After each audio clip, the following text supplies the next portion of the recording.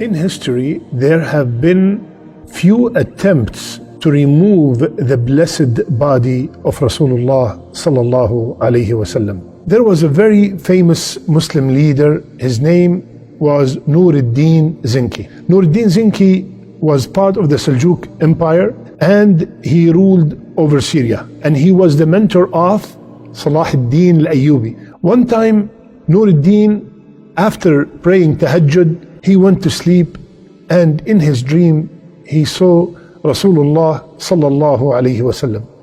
And Rasulullah sallallahu alaihi wasallam, in that dream, he pointed out two men with blonde hair, and he told Nuruddin, which his first name is Mahmud, Ya Mahmud, save me from these two men. Mahmud woke up from the dream. He was, surprised. What kind of dream is this? And he did not pay much attention to it until he saw it 3 times in a row.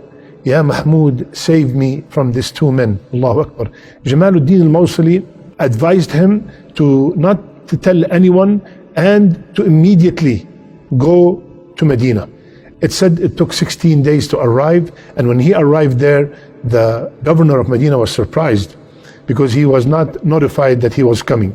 He inquired about the trip. Nuruddin informed him why did he make this trip in the middle of the night and without any prior notice. So the governor asked the Sultan if he can recognize the two men he saw in the dream. He confirmed, yes, I can. So what they did is they announced all over Medina that the Sultan is here and he wants to provide a lot of food and gifts to everybody. So when this news spread in Medina, everybody started coming, and the whole idea was to see and find out if these two men were among the people coming and taking the gifts. So a lot of people came and they all get gifts and food, and they were not able to identify those two men. They were not among them. So when they finished, the Sultan asked the governor, are these the only people in Medina? That's it? There's nobody else? He said there are two men that came from Morocco recently. They have been praying a lot and they have been giving a lot of money to the people. They're very kind, they're very generous. So he said, can we see them? When they walked in, immediately the Sultan, Nuruddin Zinki, recognized that these are the same two men he saw in his dream. So after questioning them, the Sultan, seeing them in the dream, he knew that they are not telling the truth. So he went to their tent and looked, he did not find anything. And then he saw carpet, he took it out, and under it there was a lot of money. And after intensive search, they found that they dug a tunnel, and the tunnel is almost by the chamber. Allahu Akbar. They admitted to their mission, and they said, we are here to steal the body of Rasulullah sallallahu alaihi wasallam. And they were Christians, Moroccans, and they want to take it back to Rome.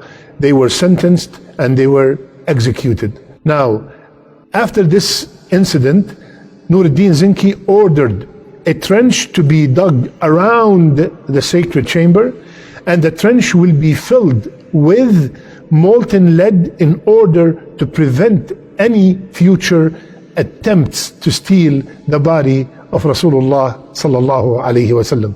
Allahu Akbar. There is a couple of lessons. Number one, Allah subhanahu wa ta'ala, He said in Surah Al-Ma'idah, Wallahu ya'asimuka min al-nas. Ya Muhammad sallallahu alayhi wa sallam, Allah defend you, Allah protect you from nas, from mankind. And He told us in many places in the Quran that whomsoever harm Rasulullah sallallahu alayhi wa sallam will be harmed in the dunya and in the akhirah. How the leaders of the past, when they heard that there is something harmful to Rasulullah sallallahu alayhi wa sallam, immediately themselves did something